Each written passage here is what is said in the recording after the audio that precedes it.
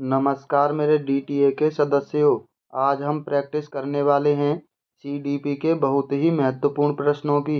ये प्रश्न भारत में जितने बार टीचिंग एग्जाम होते हैं उन सभी एग्जामों में पूछे गए प्रश्न हैं। ये प्रश्न बार बार एग्जामों में रिपीट होते हैं। शायद आप मेरा नाम नहीं जानते होंगे। मेरा नाम विवेक है। तो चलिए टाइम वेस्ट ना करते हुए सीधा प्रैक्टिस करते हैं। पहला प्रश्न है, बच्चे की बुद्धि लब्धि 90 से 110 के मध्य है, वह बच्चा कौन सी बुद्धि का है? ऑप्शन है सामान्य बुद्धि का, प्रखर बुद्धि का, उत्कृष्ट बुद्धि का या प्रतिभाशाली बुद्धि का। इस प्रश्न का सही जवाब है ऑप्शन ए, वह बच्चा है सामान्य बुद्धि लब्धि का। प्रखर बुद्धि लब्धि होती है 120 से 129 के मध्य, यानी 129 के मध्य जो भी बच्चा होता है वह प्रखर बुद्धि का होता है। और उत्कृष्ट और प्रतिभाशाली बुद्धि बच्चे की बुद्धि लब्धि 130 प्लस होती है। 130 के ऊपर के बच्चे को हम उत्कृष्ट बुद्धि लब्धि या प्रतिभाशाली बुद्धि का बच्चा कहते हैं। बुद्धि लब्धि निकालने का सूत्र दिया था टर्मन ने। बुद्धि लब्धि निकालने का सूत्र है मानसिक आयु यानी मेंटल आयु बट्टे वास्तविक आयु गुणा 100। और इस सूत्र को याद रखने के लिए आप इसको ऐसे याद रख सकते हैं कि हम वास्तविक चीज़ें अपने अंदर छुपा के रखते हैं। वास्तविक आयु नीचे आती है और मेंटल आयु यानी मानसिक आयु ऊपर आती है गुणा में 100। अगला प्रश्न है, बच्चे के लिए निःशुल्क एवं अनिवार्य शिक्षा का अधिकार अधिनियम कितने वर्ष के बच्चों के लिए लागू है?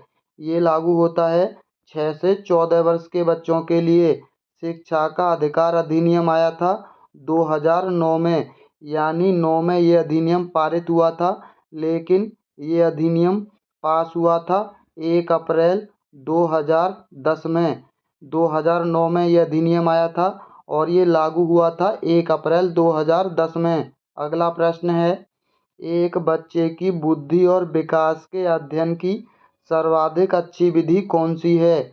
मनोविश्लेषण विधि, तुलनात्मक विधि, विकासीय विधि, सांख्यिकीय विधि। इस प्रश्न का सही जवाब है ऑप्शन सी, विकासीय विधि बच्चों के लिए सबसे सर्वाधिक अच्छी विधि मानी जाती है।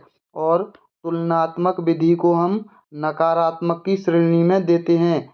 हमें कभी भी बच्चों के बीच तुलनात्मक चीज़ें उपयोग नहीं करनी है। इसका सही जवाब ऑप्शन सी होगा, विकासीय विधि। अगला प्रश्न है, हार्वर्ड गार्डनर ने 7 बुद्धि का अधिमान निर्धारित किया, इनमें से कौन सा नहीं है?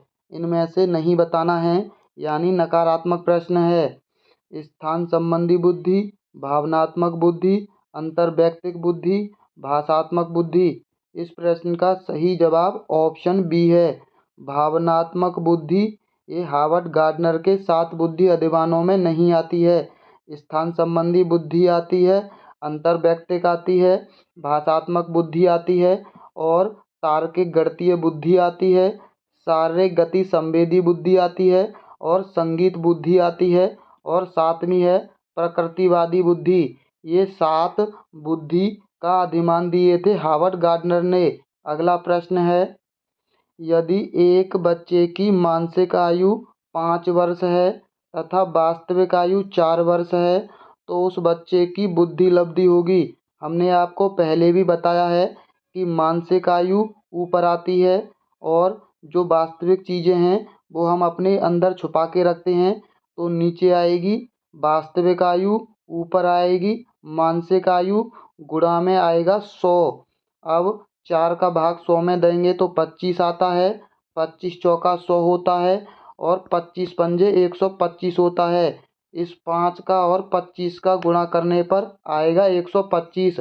इस प्रश्न का सही जवाब ऑप्शन ए होगा, बुद्धि लब्धि है 125। अब आपको कमेंट बॉक्स में बताना है 125 बुद्धि लब्धि किस बच्चे की होती है। अगला प्रश्न है, मनोविज्ञान शिक्षा का आधारभूत विज्ञान है, यह किसने कहा है? बीएन झा ने कहा है, स्किनर ने कहा है, डेविस ने कहा है, वुडवर्थ ने कहा है। इस प्रश्न का सही जवाब ऑप्शन बी है। स्किनर ने कहा है कि मनोविज्ञान विज्ञान का आधारभूत, शिक्षा का आधारभूत विज्ञान है। अगला प्रश्न है, हिंदी अक्षरों को बालक किस आयु में पहचानने लगते हैं? 3 वर्ष की आयु में, 4 वर्ष की आयु में, 5 वर्ष की आयु में, 6 वर्ष की आयु में। इस प्रश्न का सही जवाब है ऑप्शन सी। 5 वर्ष की आयु में बच्चा हिंदी के अक्षर यानी वर्णमालाओं को पहचानने लगते हैं। अगला प्रश्न है, एलेक्सिया, यहाँ एलेक्सिया नहीं बल्कि डिसलेक्सिया होगा। डिसलेक्सिया पढ़ने की अक्षमता है, लिखने की अक्षमता है, सीखने की अक्षमता है, सुनने की अक्षमता है। इस प्रश्न का सही जवाब है ऑप्शन ए। डिसलेक्सिया होता है पढ़ने की अक्षमता से संबंधित। इसको याद रखने का हम एक तरीका आपको हमेशा बताते हैं। आप सभी लोगों ने लक्स साबुन देखा होगा। लक्स साबुन पर लिखा रहता है LUX। इसको हम लक्स पढ़ते हैं और देखने में लगता है लुक्स जैसा, यानी पढ़ने में थोड़ी बहुत प्रॉब्लम होती है। इस प्रश्न को आप ऐसे याद रख सकते हैं, लक्स से डिसलेक्सिया याद रख लीजिए, और पढ़ने में प्रॉब्लम है तो पढ़ने की अक्षमता से संबंधित है। अगला प्रश्न है, जीन पियाजे की औपचारिक संक्रियात्मक अवस्था किस आयु अवधि तक मानी जाती है? जीन पियाजे ने 4 अवस्थाएं दी थीं। इनमें से औपचारिक सबसे आखिरी अवस्था है, यानी औपचारिक संक्रियात्मक अवस्था मानी जाती है 11 से 15 वर्ष के बीच, और 0 से 2 वर्ष के बीच संवेदी गामक अवस्था, 2 से 7 वर्ष के बीच पूर्व संक्रियात्मक अवस्था, 7 से 11 वर्ष के बीच मूर्त संक्रियात्मक अवस्था, और 11 से 15 औपचारिक संक्रियात्मक अवस्था। अगला प्रश्न है, गर्भ में बालक को विकसित होने में कितने दिन लगते हैं? आप सभी लोग जानते हैं बच्चे को गर्भ में 9 माह का समय लगता है, और 1 माह यानी 1 महीने में 30 दिन होते हैं। 9 का अगर गुणा 30 में करेंगे तो 270 दिन होते हैं, और कई महीने 31 के होते हैं। तो इस प्रश्न का सही जवाब ऑप्शन बी है, क्योंकि इसके आसपास का समय 270 के आसपास केवल 280 होता है, और बच्चे को गर्भ में विकसित होने में 280 दिन का समय लगता है। अगला प्रश्न है, किस मनोवैज्ञानिक ने अपने 9 वर्षीय पुत्र का अध्ययन किया था? पेस्टोलॉजी ने, वाटसन ने, स्टेनले हॉल ने, जेम्स सल्ली ने। इस प्रश्न का सही जवाब है ऑप्शन ए। पेस्टोलॉजी ने अपने 3 वर्षीय पुत्र का अध्ययन किया था। इसको कैसे याद रख सकते हैं? बच्चे का अध्ययन करने में लॉजिक की आवश्यकता होती है, और लॉजिक से लॉजी, और 3 वर्ष के पुत्र से आप उसका बच्चा याद रख लीजिए। अगला प्रश्न है, बालक का विकास होता है, पहला ऑप्शन है सिर से पैर की ओर, पैर से सिर की ओर, दोनों ओर से, इनमें से कोई नहीं। इस प्रश्न का सही जवाब है ऑप्शन ए। सिर से पैर की ओर गर्भ में बच्चे का विकास होता है।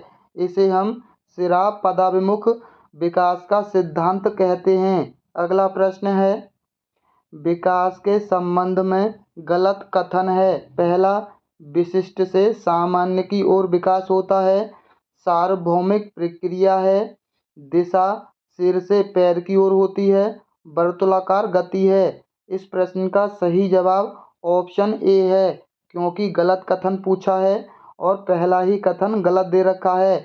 विकास विशिष्ट से सामान्य की ओर नहीं बल्कि सामान्य से विशिष्ट की ओर होता है, और दिशा सिर से पैर की ओर होती है, सार्वभौमिक प्रक्रिया होती है, वर्तुलाकार गति होती है।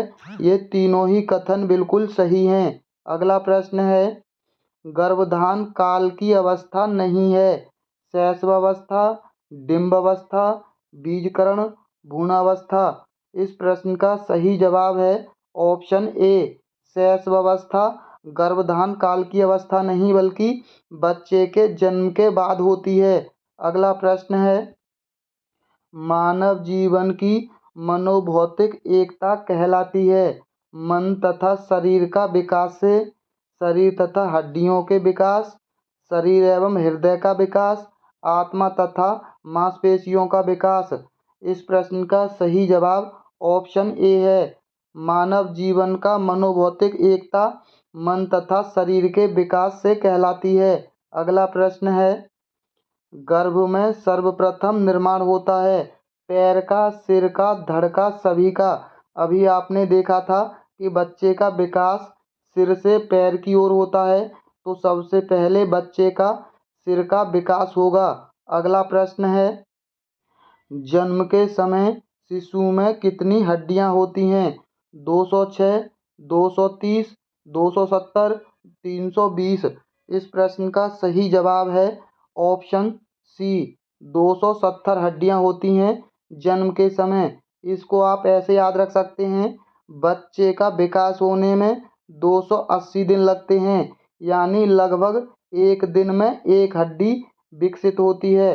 बाद में ये हड्डियां एक दूसरे में जुड़कर 206 रह जाती हैं। जन्म के समय 270 होती हैं और वयस्क में 206।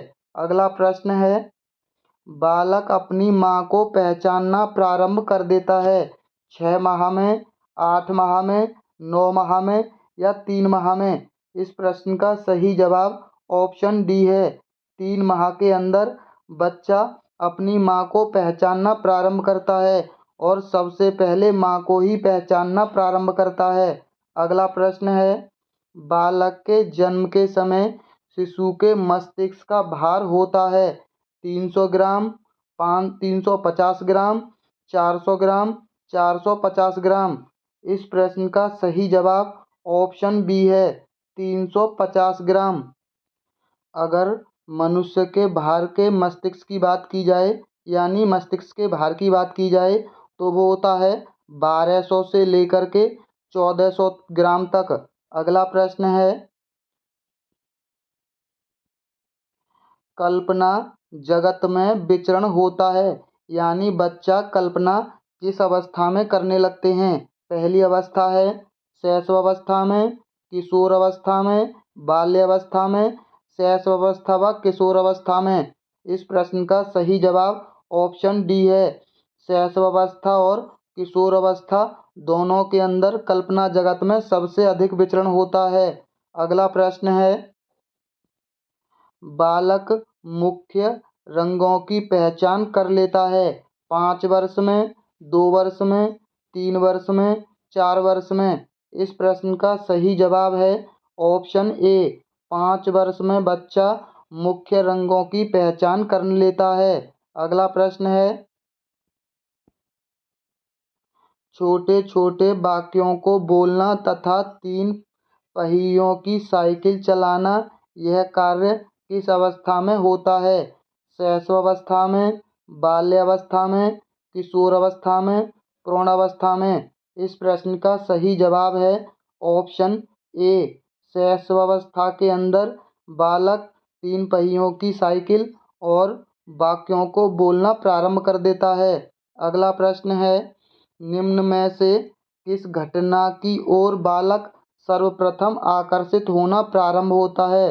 प्रकाश की ओर, माँ की ओर, ध्वनि की ओर, भोजन की ओर? इस प्रश्न का सही जवाब ऑप्शन ए है, प्रकाश की ओर बच्चा सबसे पहले आकर्षित होता है, माँ की ओर बाद में होता है। अगला प्रश्न है, बालक की जिज्ञासा को किया जाना चाहिए, दमन किया जाना चाहिए, शांत किया जाना चाहिए, उत्तेजित किया जाना चाहिए या सक्रिय किया जाना चाहिए? इस प्रश्न का सही जवाब है ऑप्शन बी, बच्चे की जिज्ञासा को शांत किया जाना चाहिए। अगला प्रश्न है, भारत में बाल विकास की शुरुआत कब हुई?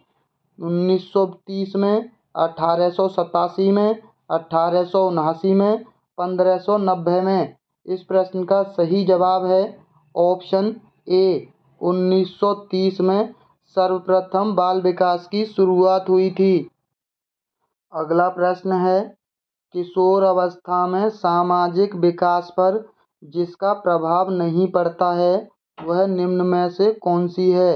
रुचियों का, आवश्यकताओं, असुरक्षा, अभिवृत्ति।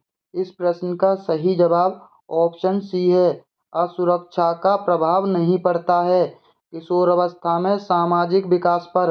अगला प्रश्न है, किशोर अवस्था में चरित्र निर्माण से जो अवस्था संबंधित है वह निम्न में से है।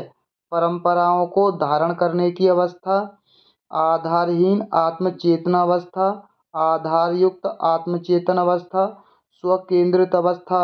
इस प्रश्न का सही जवाब ऑप्शन बी है, आधारहीन आत्मचेतन अवस्था। ये किशोर अवस्था में चरित्र निर्माण की अवस्था है। अगला प्रश्न है, विकास व्यक्ति में नवीन विशेषताएं और योग्यताएं प्रपुष्टित करता है। यह कथन किसका है? हरलॉक का है, जेम्स ट्रेवर का है, मैकडूगल का है या मुनरो का है? इस प्रश्न का सही जवाब है ऑप्शन ए, हरलॉक का है। विकास व्यक्ति में नवीन विशेषताओं और योग्यताओं को प्रतिपुष्टित करता है, ये हरलॉक का कथन है। अगला प्रश्न है, किशोर अवस्था एक नया जन्म है, इनमें से उच्चतर और श्रेष्ठतम मानव विशेषताओं का जन्म होता है। यह कथन किसका है? जॉन एंड सिप्सन का है, गैसल का है, स्टेनली हॉल का है या ग्रिडफे का है? इस प्रश्न का सही जवाब ऑप्शन सी है, स्टेनली हॉल का कथन है। अगला प्रश्न है, किशोर अवस्था आदर्शों की अवस्था है, यह सिद्धांतों के निर्माण की अवस्था है, साथ ही जीवन का सामान्य समायोजन है। यह परिभाषा देने वाले हैं हैडो रिपोर्टर, जीन पियाजे, फ्रेडरिक ट्रेसी, E.L.P. पील। इस प्रश्न का सही जवाब ऑप्शन बी है, जीन पियाजे ने कहा था। अगला प्रश्न है, मानसिक विकास का संबंध नहीं है शिक्षार्थी का वजन एवं लंबाई से, ऊंचाई से, तर्क एवं निर्माण से, स्मृति के विकास से, अबोध की क्षमता से? इस प्रश्न का सही जवाब ऑप्शन ए है, शिक्षार्थी का वजन एवं ऊंचाई से और लंबाई से भी इसका कोई संबंध नहीं है।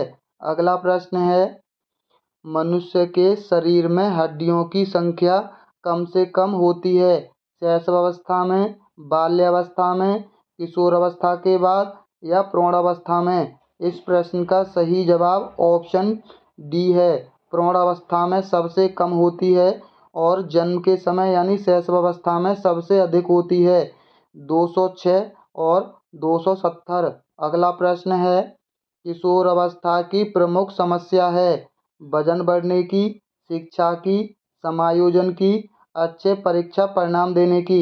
इस प्रश्न का सही जवाब है ऑप्शन सी, समायोजन की समस्या है। अगला प्रश्न है, किशोर अवस्था बड़े संघर्ष, तूफान और विरोध की अवस्था है, यह कथन किसका है? ये प्रश्न अनगिनत बार बार हर एग्जाम में पूछा गया है। ये प्रश्न बहुत ही इम्पोर्टेंट है। अगर कथन का प्रश्न पूछा जाता है तो इस प्रश्न को सबसे ज़्यादा बार अब तक पूछा गया है।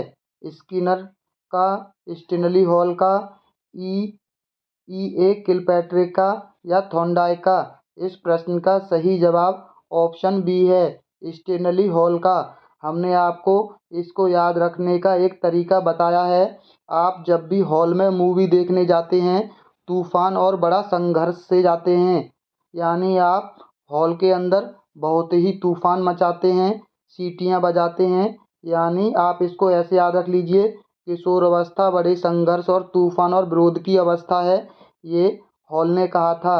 अगला प्रश्न है, जीन पियाजे के अनुसार संज्ञानात्मक विकास की अवस्था हैं। ये प्रश्न हम पहले पढ़ चुके हैं। ये 4 अवस्थाएं हैं, संवेदी, पूर्व संक्रियात्मक, संक्रियात्मक और औपचारिक। अगला प्रश्न है, एरिक्सन के अनुसार कौन सी अवस्था में बालक अधिक पहल करता है लेकिन बहुत सशक्त भी हो सकता है? जो दोष भावनाओं की ओर ले जाता है। 18 से 3 वर्ष के बीच, 3 से 6 वर्ष तक पहल बनाम दोष अवस्था, 6 से 12 वर्ष तक किशोर अवस्था। इसका सही जवाब ऑप्शन बी है, 3 से 6 वर्ष तक पहल बनाम दोष अवस्था। अगला प्रश्न है, मानसिक विकास को प्रभावित करने वाला कारक नहीं है। परिवार का वातावरण, धार्मिक वातावरण, परिवार की सामाजिक स्थिति, परिवार की आर्थिक स्थिति। इस प्रश्न का सही जवाब ऑप्शन बी है, मानसिक विकास को प्रभावित नहीं करता धार्मिक वातावरण।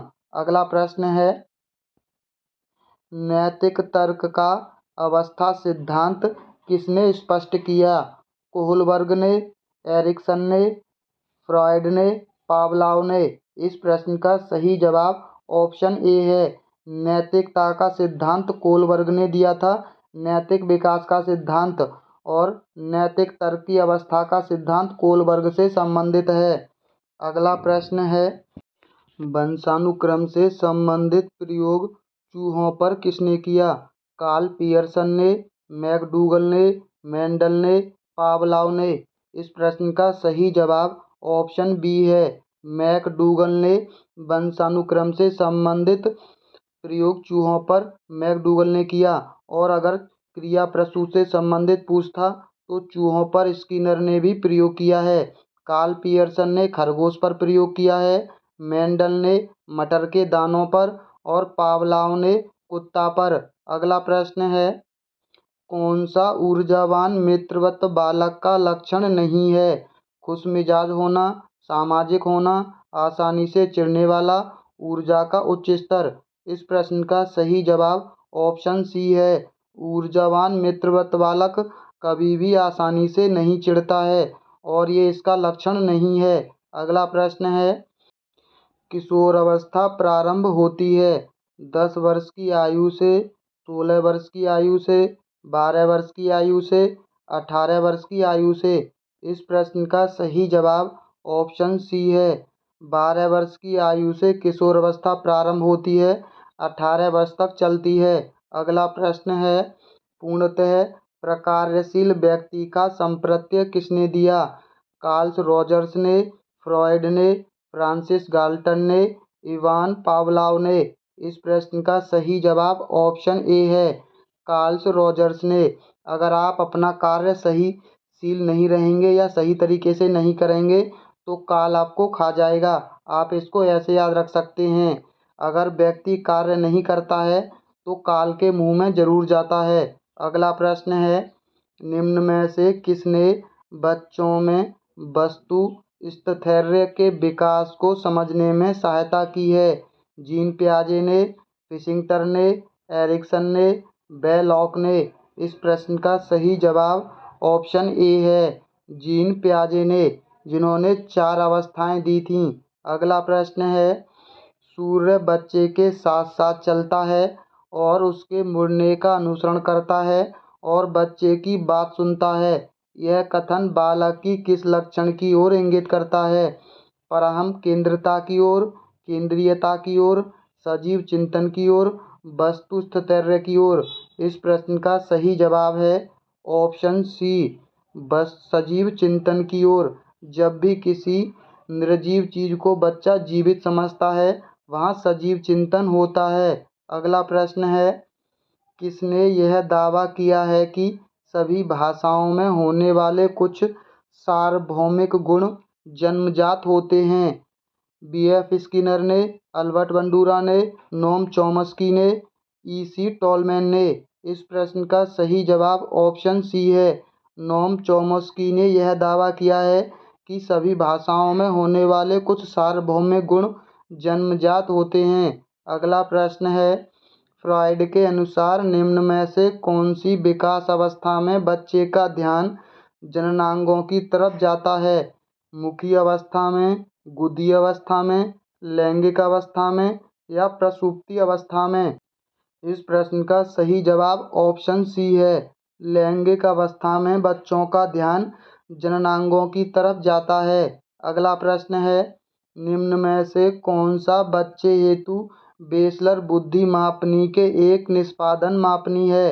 अंकगणितीय, सदृश्यता, शाब्दिक तर्क, चित्रपूर्ति। इस प्रश्न का सही जवाब ऑप्शन डी है, चित्रपूर्ति। बेसलर बुद्धि मापनी में एक बच्चे को चित्र दिया जाता है और उसको पूर्ण करने के लिए बोला जाता है। अगला प्रश्न है, बाल मनोविज्ञान का कौन सा सिद्धांत प्रारंभ के 4-5 वर्षों के अनुभव पर आधारित होता है? मनोविश्लेषणात्मक, व्यवहारात्मक, क्रांतिक अवस्था समूह, संज्ञानात्मक। इस प्रश्न का सही जवाब ऑप्शन ए है, मनोविश्लेषणात्मक सिद्धांत प्रारंभ के 4-5 वर्षों पर आधारित होता है। अगला प्रश्न है, ए बायोग्राफिकल स्केच ऑफ इन्फेंट किसने लिखी है? पियर्स ने, सिन ने, डार्विन ने, स्टर्न ने। इस प्रश्न का सही जवाब ऑप्शन सी है, डार्विन की पुस्तक है ए बायोग्राफिकल स्केच ऑफ इन्फेंट। अगला प्रश्न है, मानकीकृत परीक्षण का अर्थ है विश्वसनीयता, वैधता, मानक, उपरोक्त सभी। इस प्रश्न का सही जवाब आप लोग हमें कमेंट बॉक्स में देंगे। और अगर आपको ऐसे ही बिना टाइम वेस्ट की अच्छी प्रैक्टिस करनी है तो आप हमारी वीडियो को लाइक और हमारे चैनल को सब्सक्राइब कर लीजिए, क्योंकि हम आपका कभी भी फालतू की बातों में समय वेस्ट नहीं करेंगे। तो चलिए मिलते हैं बहुत जल्द अगली वीडियो में। वीडियो देखने के लिए बहुत बहुत धन्यवाद।